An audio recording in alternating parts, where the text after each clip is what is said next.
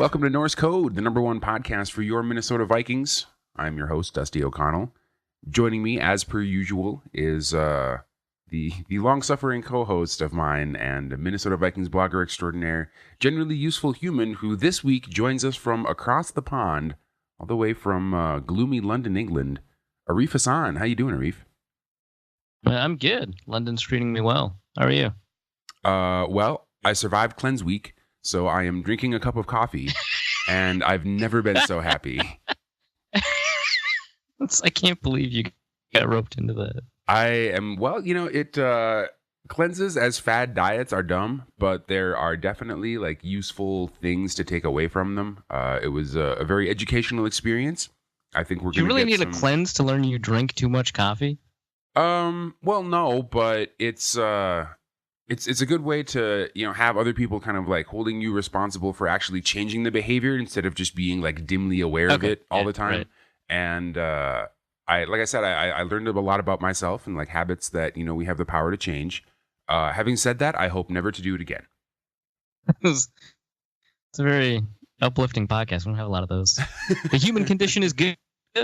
Now, the Vikings. Exactly. We people can change. It's just really hard. Speaking of change, also, I'm not doing it. If you've got some spare change rattling around in your pocket and you don't know what to do with it, give it to Norse Code.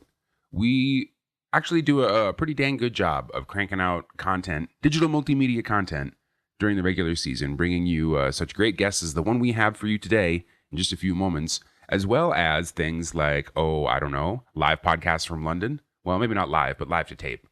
And, of course, the website and, fancy new microphones so that you can hear our smooth voices with minimal distortion and all the information that comes along with it. And all of that is made possible by you, the listener. So make a one-time contribution to our tip jar at paypal.me/NorseCode or become a recurring contributor at patreon.com/NorseCode. Any one-time $5 contribution or greater, or any $5 recurring contribution or greater, will net you one of our sweet Norse Code bumper stickers, so you can show off your support for the number one podcast for your Minnesota Vikings, which, in case you're not aware, is Norse Code. We've got Josh Risdon from Texans Wire, Browns Wire. He's a draft Twitter posse member, and he also writes for realgm.com. But before we dive into the preview of the Browns game, I do want to let you know, for those of you who will be in London, that we will be taping a podcast at the Barrowboy and Banker Pub, which is as I understand it, the official Vikings UK fan club pub, approximately 2 hours after the game ends. So if you'd like to meet me and Arif, maybe get a sticker, take a selfie, have a laugh, share a pint, then we will be at Barrowboy and Banker recording a recap of the game about 2 hours after it's over. So plan on that, and we will see you this Sunday. In the meantime, we've got Jeff here briefly, so I will take up no more time introducing him. Thanks for being on the show, Jeff. How you doing? My pleasure. And I've actually done the coffee cleanse myself, and it was hell. The next week should be good for you for reloading your caffeine intake, because it's rough, man. I'm going to need it to battle all this jet lag I keep hearing about. Right. All this talk about sleep science, I guess it's been on our minds. So Jeff, we're going to talk real quick about the Browns offense, the Browns defense, matchups that you like, and then we're going to ask, if we still got time, we're going to ask for like a quick,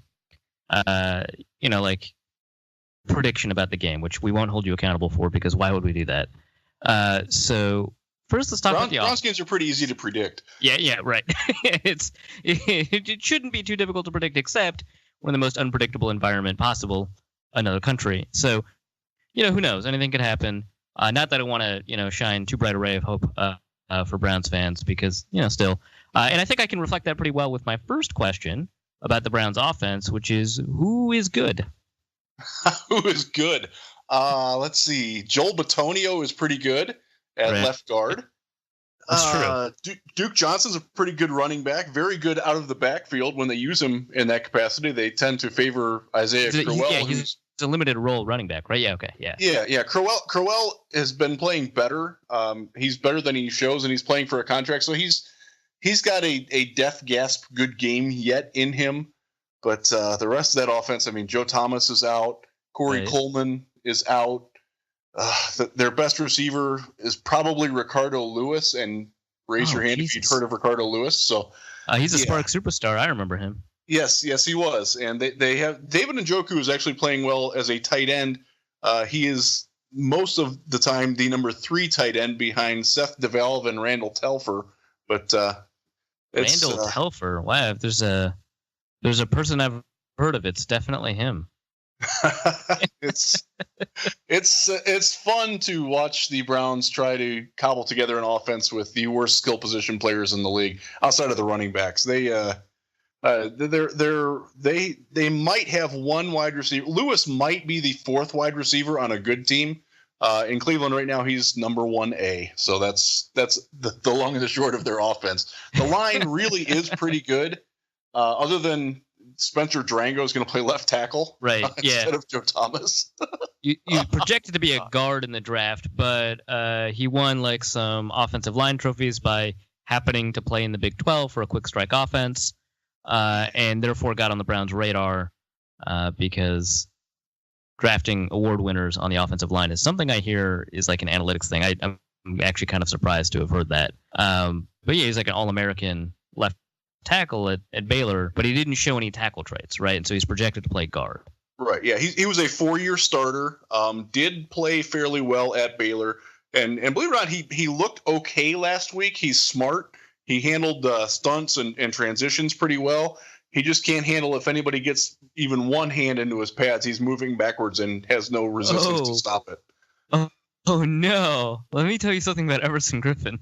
Yeah. Yeah. So Everson Griffin's on the sack streak, which is a product of skill as much as it is circumstance. It's pretty exciting, but it really feels like you got a bunch of good defensive ends against a bunch of bad tackles, and sometimes they don't get a sack even if they have a good game. But it really feels like he's going to be able to continue a sack streak. Oh, I would be shocked if he doesn't get at least one. And the thing is, if they do move him around, Sean Coleman on the other side was god awful last week. He was actually the lowest graded Brown by PFF, and that's saying something because there's some pretty bad players on that offense. So there's I would expect at least 4 sacks. Now some of that is mitigated because Deshaun Kaiser is in, and he can be tough. He's going to be playing. Okay. He was named the starter today. He will play at least the first quarter. You never really know what's going on. Good to see the confidence that the Browns have put in him by naming him the starter again.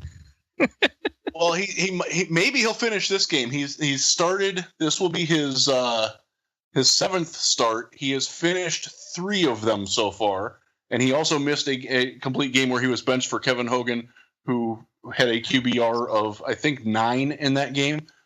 So. They're both better than Cody Kessler, though. He got that going for him. Is Kevin Hogan the best athlete in the quarterback room, or is that Kaiser now? It's probably Kaiser, but Hogan is in better control of his facilities when he's using his athleticism, if that makes sense. Yeah, no, that makes sense. We had Charles Johnson at wide receiver. We know exactly what you're talking about. Oh, yes, you would.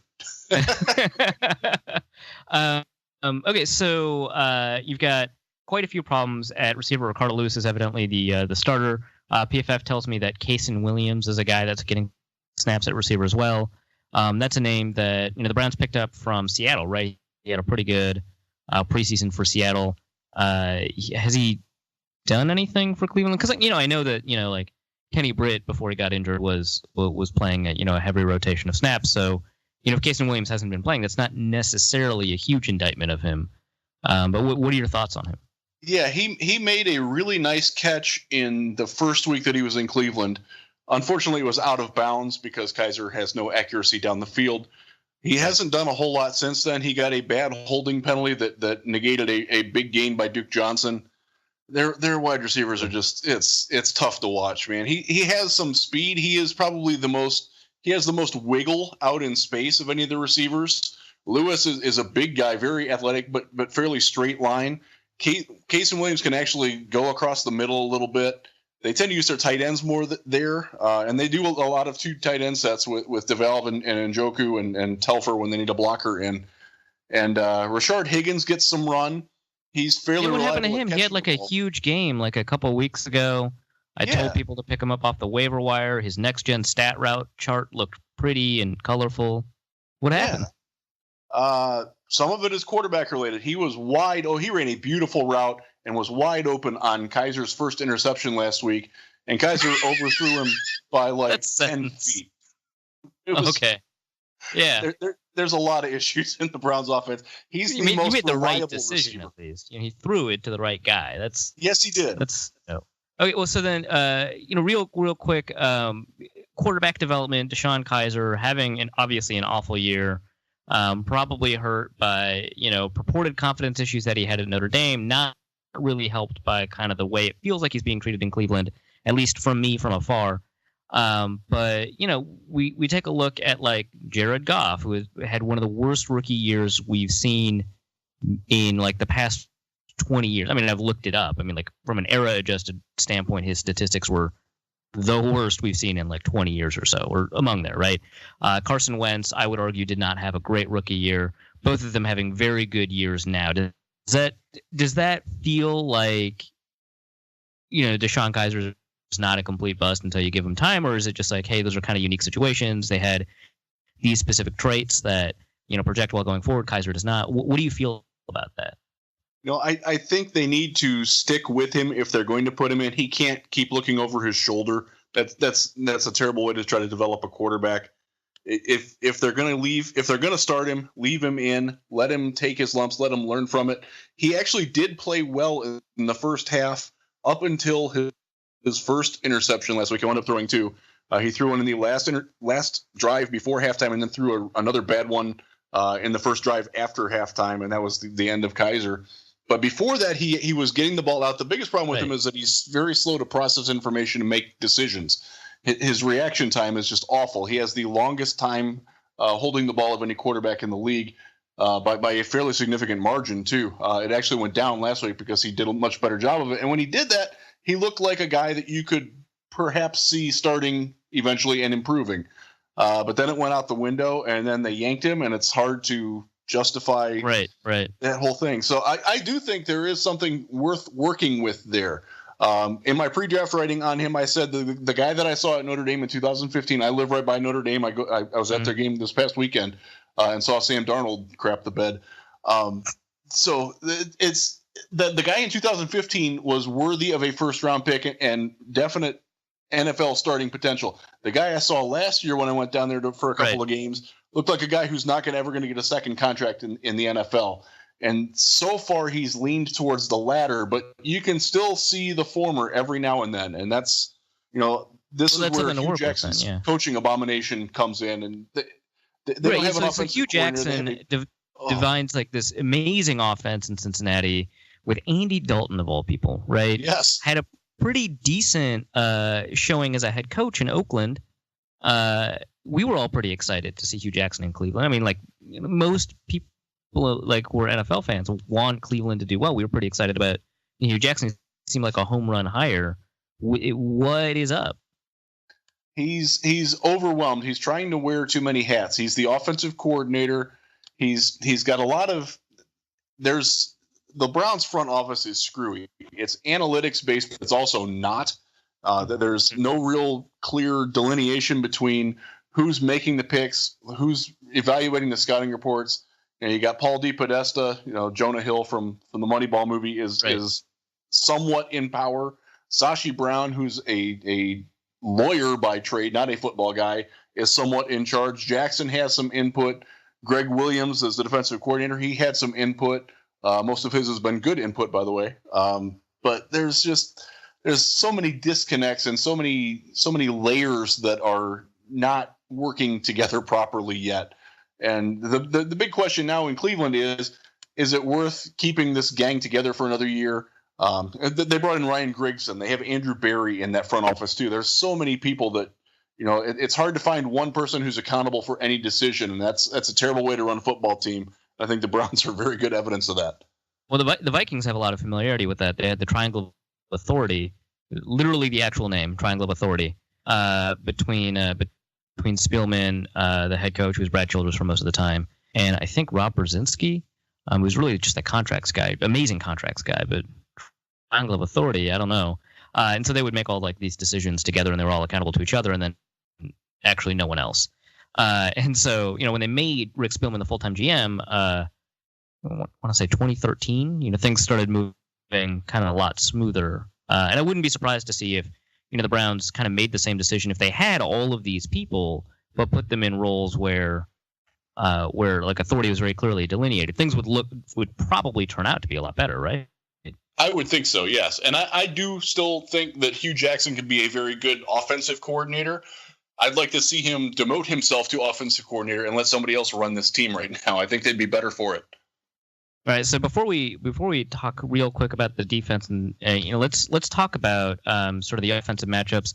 First question: is it worth Xavier Rhodes shadowing any of the receivers, or should he just stick to one side? He could take the week off if he really wants to. So that's confidence. Yeah, he probably should stay with Lewis because Lewis has shown some speed. He can get vertical. He doesn't handle the press very well, though, despite being a bigger guy. And he actually can break tackles, too. So I would like to see Rhodes stay primarily on him. Again, there's just not a whole lot of weapons there. I mean, Higgins is a guy. He's slow. He looks like a guy who runs 4.6 in the 40. And right after that, I mean, I find that kind of interesting because you get a guy who's more of a pure route runner like Higgins. You actually maybe want Rhodes on him and then Waynes on Lewis, who's more athletic, and Waynes is just this phenomenal tackler. Which I mean, that's a thing that's useful. I'm only kind of sarcastic about that. No, I get that. But like. Lewis is the better receiver, but of the two of them, Rhodes is the only one that can really handle like route runners. Do you think maybe it would be worth kind of switching that up, or against the Bears? I mean, who also until I guess a couple hours ago didn't have any receivers. The Vikings didn't bother shadowing and they just stick to sides. But do you think if they were to shadow, maybe switch them around just because Lewis is like this deep threat? He's got. Athleticism. He's got yards after catch ability. You've got a better tackler probably in Waynes, which is the weirdest thing for me to say. That is weird. And then Rhodes is just right. And he was like 186 coming at whatever. Anyway, and then you've got Rhodes potentially covering the better route runner in Higgins. That feels like it may make more sense even if Lewis is the better receiver. Yeah, it could. The key for me will be where are the safeties, because they should be able to cheat, because Kaiser, when he's waiting, he will look at his target and look at it and then throw it. Mm-hmm. So the opportunities are there for the ball hawks in this game. And I would guess that Rhodes is probably a better ball hawk than Waynes at this point. Yeah, I would say that. Yeah. Okay, well, so then the last question I want to ask before we switch sides of the ball is, Harrison Smith, Everson Griffin, Linval Joseph, among the best at their position right now.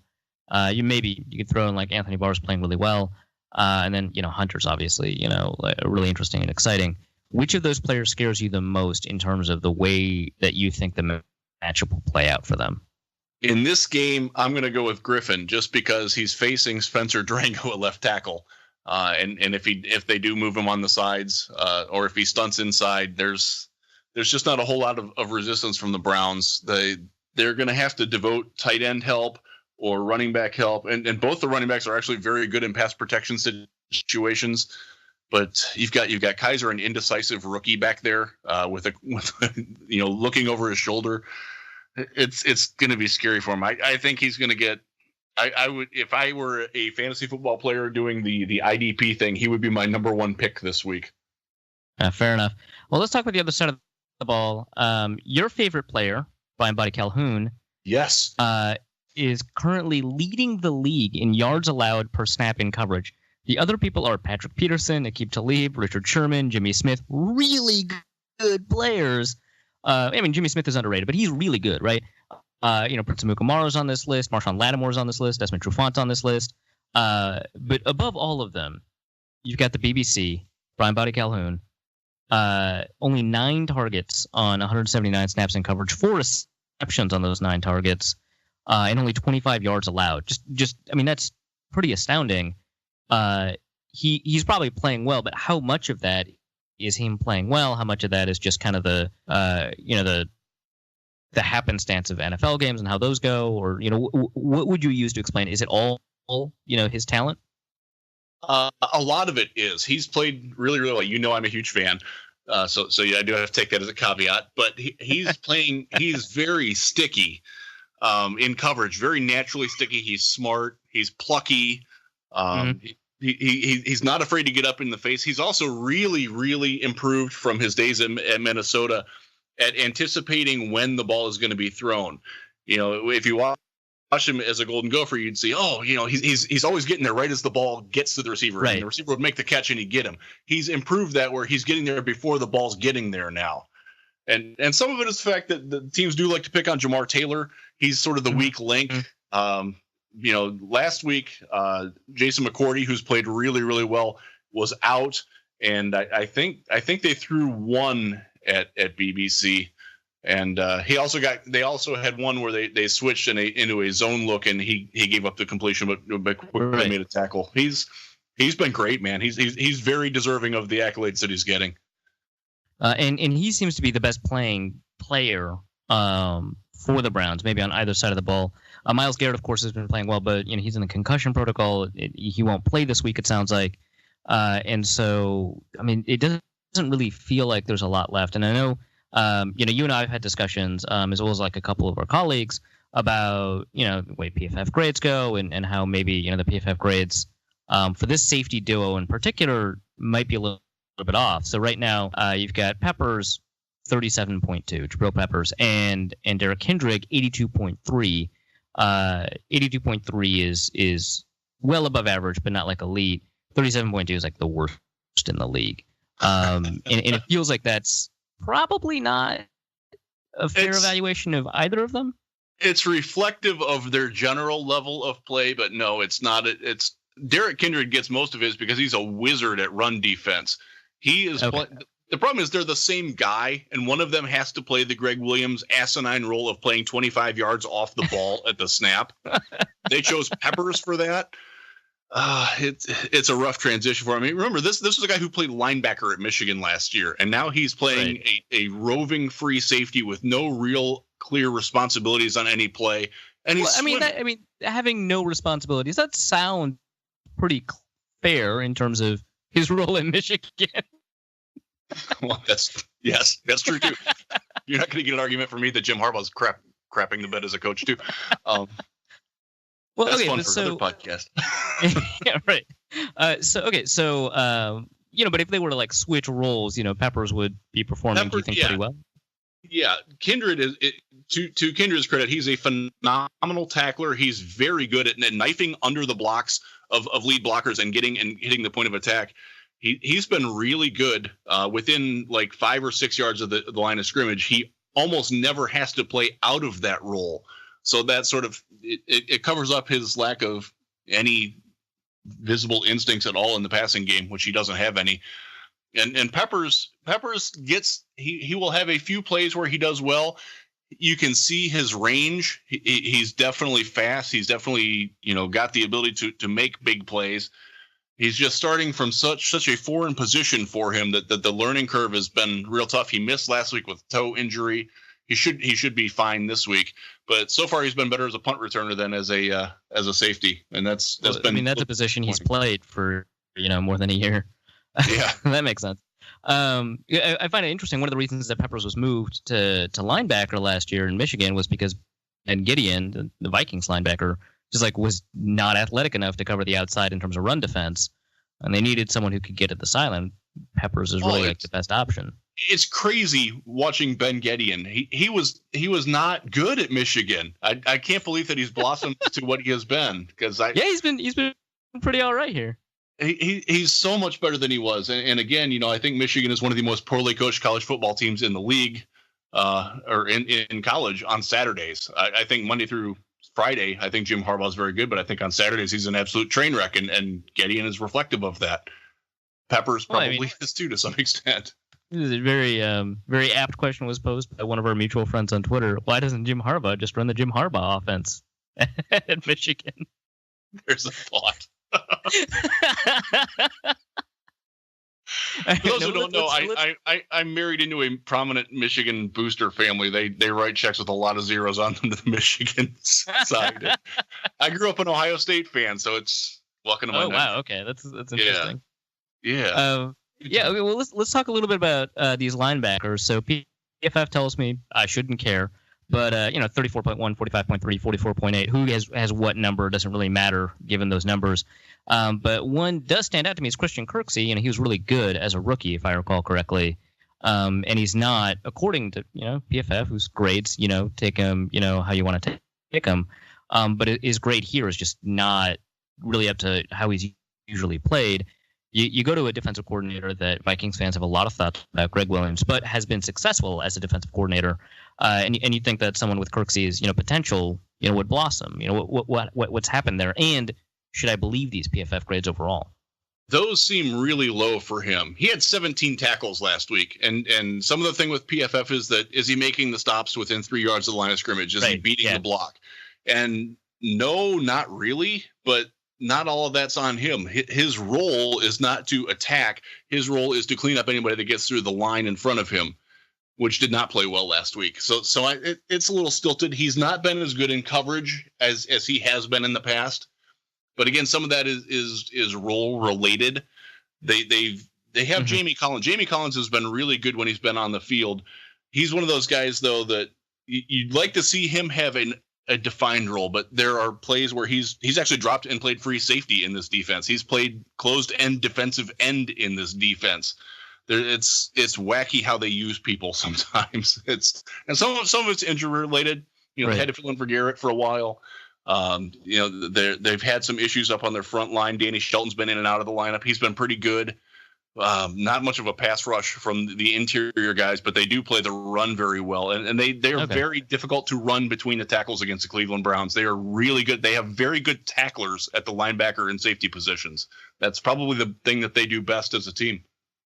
Well, so you take a look at someone like Jamie Collins, you take a look at someone like Jabril Peppers, both insane athletes, some of the best athletes at their position in the NFL, much less, in their draft class. Do you think that might be some of the problem? You've got this toy and you can use them in so many different ways that you just kind of do that instead of, using them in the way that, kind of best maximizes their, potential or ability? Oh yeah, absolutely. It would almost be better if they were more athletically limited, because I do think then that Greg Williams would have a little bit more firm structure and consistency in how he uses the guys he has on defense.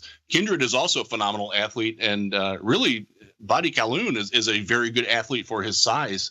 And they have this wealth of versatility and athleticism, and it seems like they should have a little bit more structure to it. I'll say it nicely. Sure. Okay, and then let's talk quickly about the matchups.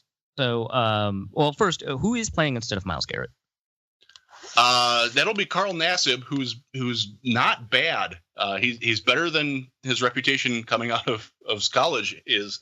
He's not twitchy, but he's very effective at getting off blocks, at seizing the initial leverage in a contest. Really good at stretching out screens, blowing things up, getting his hands up in the passing lane when he's stymied. Really smart football player. Not a great pass rusher.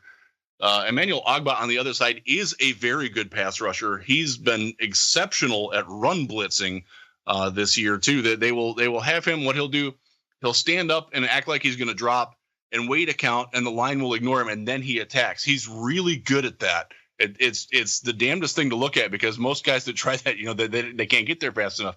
Right. He's been really effective that way. So they do have talent on that front. Nate Orchard will play more. He's strictly a wide 9 rusher, and they generally use him as a wide 7. So there's more issue there. they can rush the passer even without Garrett, though. Okay, well that's I shouldn't say good to know, but it's good to know. Well, okay, so let's talk quickly about the matchups. So the Vikings have gone from on offense to this like kind of this wealth of talent. Or I don't think like Stephon Diggs. You got, I guess Sam Bradford. You got Dalvin Cook. And then some of that's kind of dropped off. Stephon Diggs looks like he won't play this game. Dalvin Cook's not going to play this game. Case Keenum is the likely starter. But the Vikings offense has kept rolling despite that. Although, with some difficulties as we saw from the Ravens game. Is there anyone in this Vikings offense that scares you? I mean, like Adam Thielen's probably a good answer, but anyone that kind of sticks out? I think Jerick McKinnon could have a big game just in his style. He's similar to the way the Browns used Duke Johnson. And one of the reasons why the Browns used Duke Johnson that way is because he gave their offense their defense fits when they ran him in practice. McKinnon's very good at receiving out of the backfield. He's a solid route runner from all that I've seen, and can be difficult to tackle in space. That's a guy that if you can get him out into space, one of the things that the Browns do not do well is run to the point of attack and finish at the point of attack. They will overrun things. They will lack some gap discipline as well, and lane discipline out in space. So that would be my worry there. Thielen will get his. He's a very good player, underrated player, but my worry would be how they use the backs out of the backfield. Sure. On simple tosses, but also on screen, swing, circles, that sort of thing. Right. Okay. And then real quick, your thoughts on Case Keenum, and then your thoughts on Laquan Treadwell. I just kind of want to hear what you have to say. Case Keenum has been a guy. Now, I lived in Houston when he was the quarterback in Houston. And so he's always holds a special place in everybody's heart in Houston because he saved a very bad situation once upon a time. He's a very functional backup quarterback. I wouldn't want him starting on a full-time basis, but he's a guy who can hold the hand of a talented group around him. And whether Minnesota has that or not is sort of variable from week to week. Right. I mean, he puts the ball in places where the receivers can. Yeah, okay. Yeah. So we're kind of on the same. We're kind of on the same. Yeah, he has no delusions of grandeur, and I think that's very important. Then you ask about Treadwell, who definitely has delusions of grandeur. As you know, I was not a fan of him in the draft process at all. And thus far, I think I've been fairly validated. Although I will say I watched. It was a good catch, though, wasn't it? It wasn't the last game. It was the game before the last one where I thought he played well in his limited role. He's a guy. Sir, you're no Calvin Johnson. It was unfair to everybody involved. It was. It's totally unfair to him that the expectations were raised so high based on one fantastic college football game against Alabama. That's a terrible way to do your scouting, but it Vikings. Yeah. It was interesting. The scouting story about him was the Vikings almost threw away his 2015 tape and only focused on the 2014 stuff before like the horrific leg injury. There's something about leg injuries with the Vikings now that I think about it. Horrific leg injury in 2014. And that's kind of what they looked at. And they were like, well, we figured his 40 time would be around 4 or 5 based off of what we saw in 2014. He still hasn't, justified a 4.5 40 time. He still hasn't looked like Des Bryant, which is another comparison he had coming out. What do you think about that? Like that as a process, just like, oh, he hasn't fully recovered from injury yet, so we're just going to assume he has. Yeah, that's weird to me because I've seen a lot of players that get a catastrophic injury, and if you saw it, it was nasty, and they never get back from that. And for a guy who wasn't good, despite being a big player, was not effective at the catch point in contested situations at Ole Miss. You think, okay, now you've limited his athleticism. How's that really going to work? Mm-hmm. And his best asset was his blocking. That's nice if you're a wide receiver that can block, but if that's the first thing that comes up in your list of assets, you probably should have something a little bit more concrete before you're going in the first round.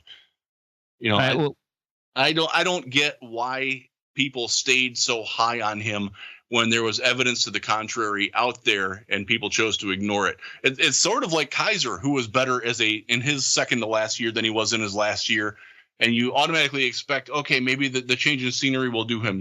Everybody put it on Brian Kelly being an ass. Well, Brian Kelly is an ass, but that's beside the point. You have to. His catastrophic injury was being coached by Brian Kelly. Yes, absolutely. Yeah.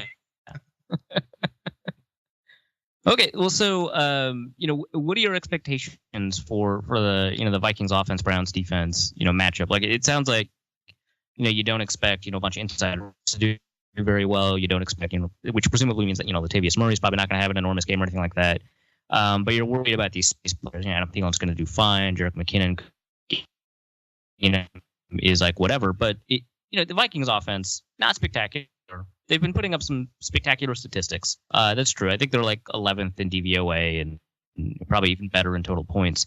But it feels kind of fool's goldy. But it's not as if the Browns defense, aside from what you say is pretty good interior run defense, doesn't feel like the Browns defense is going to put up that much of a fight either. So, like, what do you feel about just the general matchup?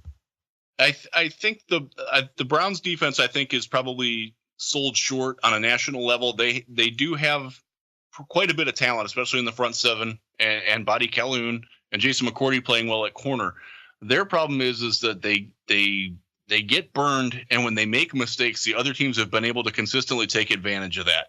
So I think it's going to be one of those deals where you're going to see the punter a lot. They're going to force some 3-and-outs or some 5-play 20-yard drives, and you're going to see a lot of that. But you will also see 1 or 2 mistakes, and the Vikings, if they're like every other team other than Tennessee last week, should be able to take advantage of those mistakes and put up enough points to outscore a Browns offense that's do we have to talk about them? No, it's okay. We're done with the Browns offense.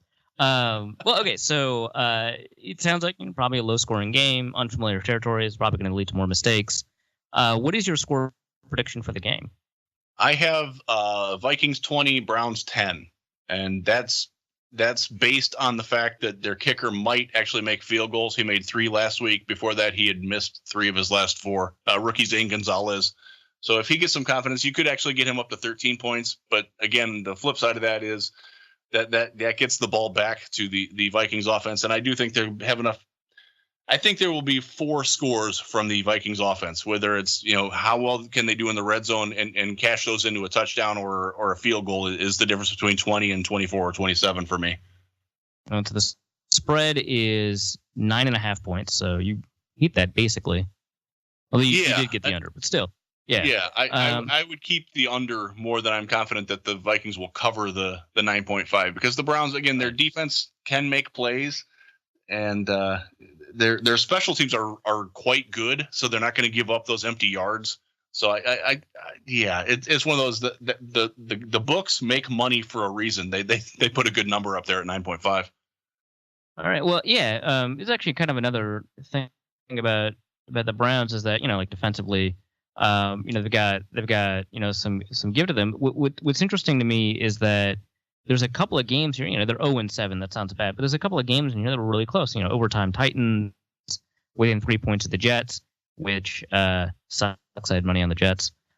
Within 3 points of the Colts and pretty close to that Steelers team, which in fairness, the Steelers looked pretty awful in that game. But yes, you take a look at that, and it's like, yeah, okay, they got blown up by the Bengals and the Texans, but the Texans are fine and the Bengals are weird. This team's better than their 0-7 record. They are. They're not better coached than their 0-7 record, and they're not better quarterback than their 0-7 record. The 2 most important things on the field, the head coach and the quarterback, they're definitely the worst in the league. The rest of the team is good enough to win most weeks. They probably should have beaten Indianapolis. That was a game that got out of control early, and they rallied late.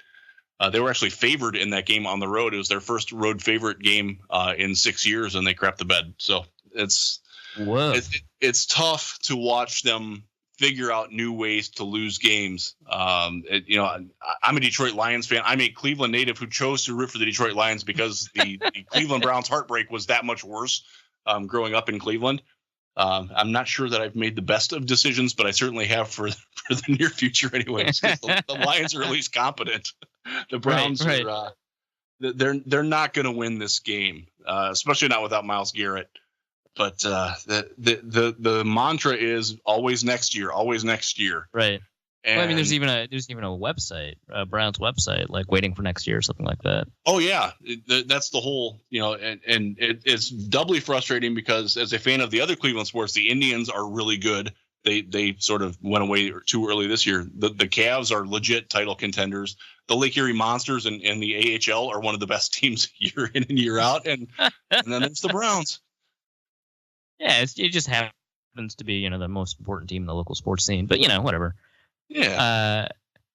Okay, so my score prediction, it feels like it's a weird game, so I'm going to go with a weird score, 18-13. I'm not sure that's ever happened before, but it feels like a game where that would happen. 18-13 in favor of the Vikings, which means they don't cover the spread. But I am sour on Case Keenum after his performance last week and his performance against the Lions, despite statistically, I guess they were fine. And I'm a little bit worried about kind of like the injuries mounting up on offense. So 18-13 Vikings, who don't cover, but definitely hit the under. Your comment on the special teams kind of swung it for me because the Vikings, I don't know if you saw the Ravens game. It was all special teams. Yes, it was. I saw most of it, unfortunately. All right. Yeah, unfortunately. All right. Well, thanks for coming on. It sounds like you have to get going. We kept you probably too long. That's all right. We'll see if we can we can handle the mailbag without you.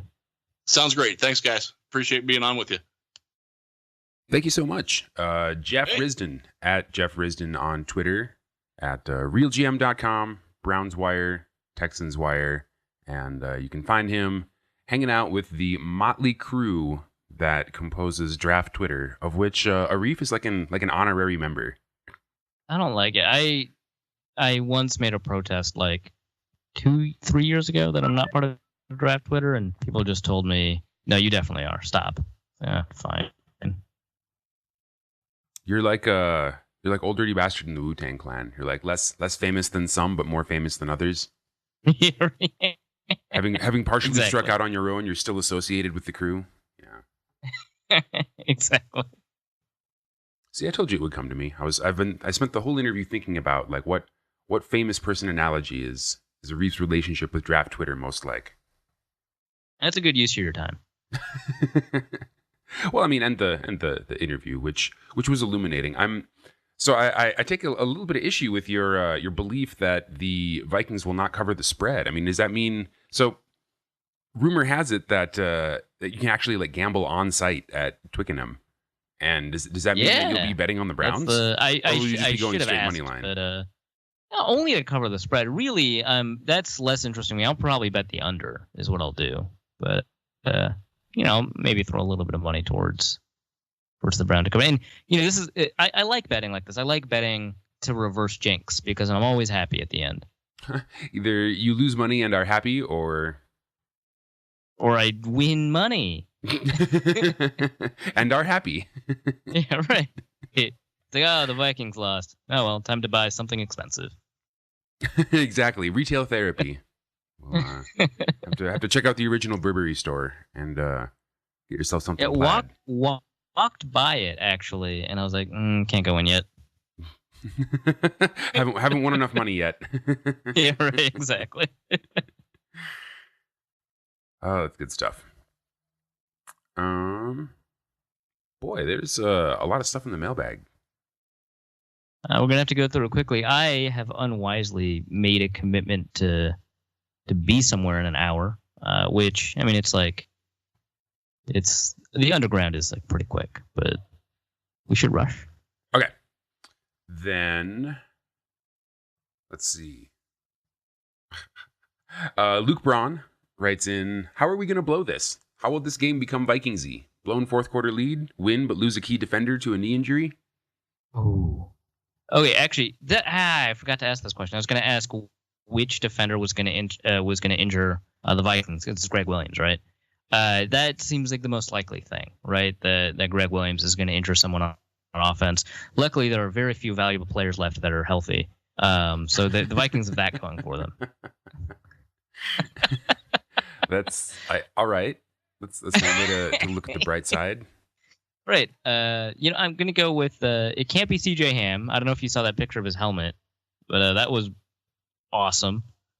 Brutal, but awesome. He can survive that. He'll survive Greg Williams. So instead, how about they win the game, but they lose Mike Oh, that sucks. Oh, I should have said that would be really bad. It's been playing really well. Oh well, that's how the Vikings will blow it story. Hopefully, it doesn't happen.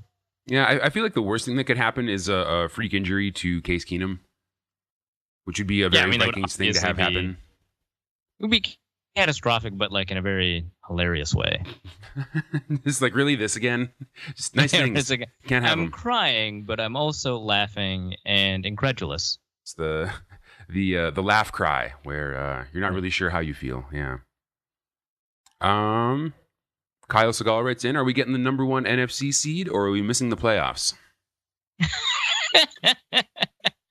Wow, there's a lot of misery in a game that the Vikings are expected to win by 2 scores. Between the two, missing the playoffs. Really? Because I was talking about this at work. Quarterback. Well, they don't have a quarterback. Maybe 1 seed is pushing it, but I think there's a pretty decent argument to be made for the 2 seed. I mean, really, we just have to survive. Like, as long as we get bad Carolina, like as long as we get to play the Carolina that just like coughed up a terrible loss to the Bears, then I can easily see us coming out of Christmas with 2, maybe 3 losses. But I'm not saying the Vikings are likely to miss the playoffs. They're very likely to make it. But if I had to choose between getting the number 1 seed or missing the playoffs, betting on this team missing the playoffs. I think they're almost certainly going to make the playoffs at this point, which I shouldn't say. We're 7 weeks in, but it's very likely that they'll make the playoffs. But it's not an easy schedule from here on. I mean, you got the Browns, fine. You got the Rams, you got the Falcons, which I guess they didn't look like the Falcons, but I'm sure by then they'll have it back together. The Lions are not pushovers. I mean, they've been kind of disorganized the past couple of weeks. And then, it's week 16 Packers. What better game for Aaron Rodgers to come back? Well, but by then, I mean, after Christmas, there'll be a strong chance that we're arguing over whether Sam or Teddy should be starting. Well, actually, we won't be arguing. We'll be saying that it should probably be Teddy. But, the quarterback woes... The two of us will be saying it should be Teddy. Other people will have their thoughts. But I mean, you get the point that the quarterback woes will be, hopefully mostly over by the time January rolls around. I know. It's just I don't think the number 1 seed is likely. That's all I'm saying. And I could totally see how the Vikings manufacture a playoff miss out of this. The path to that is more visible to me. That's all I'm saying. I'm really confident the Vikings make the playoffs. Shane writes in, can you drop 70 points on us this week so that we can leave Hugh in London? Shane Mink, Browns fan. Yeah, we'll try. That would be great. I would support that. Probably going to be a lot of CJ Ham vulture touchdowns in that scenario. Kyle Slaby writes in with numerous questions, including another version of the how do we end up losing this one? It's like, this is our biggest lock of the year. Of course we're going to lose. It's amazing. I'm not that pessimistic about this game, and then you're all asking me these questions, and now I sound like an asshole. Yeah, the Vikings are going to miss the playoffs, and I'm going to lose Mike Remmers. Like, It's not my fault, guys. Y'all are asking me these questions about how they're going to lose. I have to answer them. Well, so Kyle's most interesting question to me is, have you been accosted for being American swine yet? No. In fact, I even had this conversation with somebody who was, hit me up and wanted to talk to me, and we were talking, and at some point, I was like, so is it like weird that there are more American, like not that many more Americans? London's a huge international city, but is it like weird that you're like talking to an American? Is it like, whatever? And he's like, nah, it's whatever. Which, yeah. So I have not been accosted yet. Also, most of the people I've been talking to for my normal everyday interactions, like buying a coffee or like checking into the hotel, have also just been like immigrants. So whatever. They're not all quintessentially British. British. Right. They're just they're less worried about Brexit and Trump and more worried about their next paycheck. Yeah, not missing the train. Yeah. Yeah. Right. Exactly. Kenneth Allen writes in, what can we expect from the O-line D-line battle with them missing Garrett? And what do you think the chances are that we just sit Riley Reef? Just protect him in a bubble. I think that they'll want to maximize their chances of winning. So if Reef is healthy, we'll see if he's healthy. But if he is, they'll play him. We had a pretty good answer from Risdon on that question about how Nassib's better than his reputation from the draft, and how Ogba's been doing pretty well. Obviously, the pass rush won't be as good, without Garrett, who is an alien. But it'll probably be pretty effective. The Vikings have been doing a pretty decent job keeping pressure off the quarterback. They're definitely in the bottom half of like pressures allowed and quarterback pressures per dropback and stuff like that, which is great. That will be tested a little bit. I don't expect it to be like a game where like 40% of his dropbacks are pressured. All right. Matt McKeon writes in, is the London taping going to be somewhere near the stadium? I really hope so because I live within 2 miles of it. Regrettably, no. We our plan is to tape it basically in the shadow of Big Ben at the Barrowboy and Banker Pub, which we understand, like I said in the top of the show, is the official Vikings UK fan club pub. So we're gonna make that our official, unofficial meetup spot, and it seems like that's where all the official like reportage and podcasting is happening from before the game. So we may as well jump on that bandwagon, right? Yeah, I hear K-Fan's going to do stuff there on Thursday and Friday, so we'll take over it on Sunday, which seems appropriate. Excellent. Gabriel writes in, anything going on with Sharif Floyd? Not that I know of. He's a mystery wrapped in an enigma. Ben Glaseman writes in, rank for projectile accuracy: Case Keenum, Cody Kessler, and 18th century redcoats.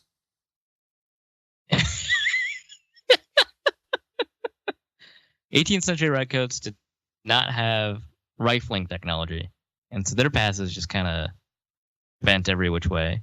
Case Keenum also does not have a rifle. I'm going to go with Cody Kessler, who has once been compared to a young Joe Montana. I think Kessler 1, Keenum 2, and then Redcoats 3. Yeah, he's not terrible or anything. He's just, not a sniper. Because and knowing what you know now about like rifling technology, like if you went back in time and saw like one redcoat with a musket, I mean, how scared would you really be? Because not at all. It would take him a while. Exactly. He would have one shot. He would miss. Like at least Case Keenum can like pick up another ball relatively quickly. The only issue is like, what's my goal here? My goal is to like tackle him. He's probably better at like bayoneting me, right? My goal is to get out alive. I'm probably fine. That's true. I'd rather tackle Case Keenum than like an 18th century redcoat with a bayonet. Okay, that's probably true. I would probably stick with the running away strategy rather than running towards. If my goal is to get out alive, I'm fine. Yeah. Roshu Luo writes in, which position will be impacted the most by time difference? I have no earthly clue. Linebacker, because that's a position that I know exists. See, I would have gone with quarterback just because the time, like, I mean, I know. But who do you think preps the best for dealing with the time difference? Quarterback. Really? Dusty, this is 3-dimensional chess. What? Yeah, of course. This is 11-dimensional chess. Yeah, right. The quarterback knows that the time difference is important to his mental processing faculties, so he'll prepare way beforehand. Well, I feel like the quarterback has the heaviest like preparation load as well. And so flying to London, where you basically sacrifice half a day, I mean, just the nature of those lost hours has a bigger impact on a quarterback's preparation than anyone else's, just because there's a finite amount of hours in the week leading up to the game. There's a huge, but I mean, like that's kind of incorporated into how they generated their weekly schedule. Like, you've got a lot to prep, but why don't you prep it at 1 a.m. and they'll be like, yes, because I'm a quarterback. I know that I need to prep both my sleep schedule and the game. I am quarterback. I am quarterback. And finally, Kevin Sayer writes in, wish list of UK food. Have you did you make one? Have you done some damage to it yet? Chelsea and I figured out what we wanted to eat, and so we're gonna have a bone marrow and parsley salad at St. John's in Smithfield, just like this Michelin restaurant. We've like set aside a lot of money just to do that. I'm very excited for that. And then I committed to eating a lot of pies. I have done so already. Steak and kidney pie, beef and bone marrow pie, fish pie, just really all really good stuff. I haven't had fish and chips yet. I just assume by the end I will have had fish and chips, so I'm not stressing out about that. I haven't had tea here yet. I know it's not going to be any different, but it feels appropriate, so I'll probably do that. I don't really have that. I'm gonna have a full English breakfast on Monday. Feels very touristy. Why not leave on a full English breakfast? Yeah, I mean that's basically where I'm at. I have a list of pies that I hear are must try. Chicken tikka is on the list, obviously. English breakfast, which I am a little less enthusiastic about, but I will give a shot anyway. It's famous enough to where I would be remiss if I did not try it. Right. I am most excited. So Monday, I think we're going to Borough Market, which is apparently like London's largest like open air market, and I enjoy spaces like that a great deal. And I hear there's a bunch of really great food trucks lined up along one side of it. So I expect to slowly eat my way through the best of London's food truck scene after game weekend. All right. Alrighty. Oh man, I'm so excited. I can't wait to this actually will be the first episode that we've ever taped face to face. After 5 years, we finally got together in the same room. We'll get together in the same room. Our chemistry is going to be so bad. Lord be willing and the creek don't rise. I know you're going to get so much side eye. Like I've been giving you side eye from across the internet like this whole time, and you just have never seen it. But yeah, when you hear from us next, we will be doing or you will be hearing the recap show that we performed from Barrowboy and Banker in London, and then after that, we'll be returning to the States to tape. It's the Rams next, right? Rams preview. Yeah, I mean bye week. Bye week. But then we might take a nap during bye week. I hear we'll be very jet lagged. Everybody's very concerned about that. But then it's Washington, and then it's the Rams. Oh, okay, yeah. Then we'll do Washington preview, and then that will resume your normally scheduled Norse Code activities. Do you have anything that you would like to plug? I imagine you're probably in full-on vacation mode and have already submitted all of your work to zone coverage, etc. No, well, in order to justify the cost of the trip, I had to make sure that like some of the stories I was going to write had to be sourced from here, and so I've got a couple more pieces coming out. One, I am still going to tease. I don't want to like talk about it too much because I'm just so excited about the nature of the piece. That's coming out soon. I'm also going to have like a piece, where I interview a bunch of Londoners about football. Standard piece. Oh, that's going to be awesome. So please justify Arif's editor's faith in sending him to London by clicking on all these pieces, which I assume can all be found at zonecoverage.com. Yeah. I just wrote a piece on the logistical nightmare that comes with organizing a trip to London for a football team.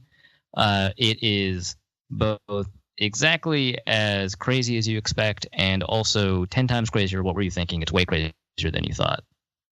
I know just organizing a brief trip for like 2 people to London is enough of a logistical nightmare for me. Bringing an entire football team and all the equipment and difficulty that like creates for their routines and stuff. No thanks. Right. Brutal. So yeah, we've got all that to look forward to. In the meantime, demand excellence. Demand Norse Code. We'll see you then. Norse Code is the largest and only division of Norse Code LLC. You can find Norse Code on the Daily Norseman, SB Nation's Vikings blog at dailynorseman.com. You can also find it on iTunes, Stitcher, Google Play Music Podcasts, or wherever else fine podcasts are aggregated. Our Vikings blogger extraordinaire and generally useful human is Arif Hassan, who can be found on Twitter at Arif Hassan NFL. Our intrepid producer and occasional co-host James Pogachnik can be found on Twitter at Big Mono or curating the official Norse Code Twitter feed at NorseCodeDN. I'm your host with a firm grasp of the obvious, Dusty O'Connell, and my name is my handle on Twitter. If you'd like to donate a few bucks to the show, your one-time donation can be made at paypal.me/NorseCode, or a recurring monthly contribution can be made by visiting patreon.com/NorseCode. Please visit our website, norsecodepodcast.com, where you'll find links to our Facebook and YouTube pages, along with the episode archive and some other good stuff. And any questions or comments that won't fit in a tweet can be emailed to norsecodepodcast@gmail.com. And on behalf of the entire Norse Code staff, thank you so much for listening. Our formula is this. We go out, we hit people in the mouth.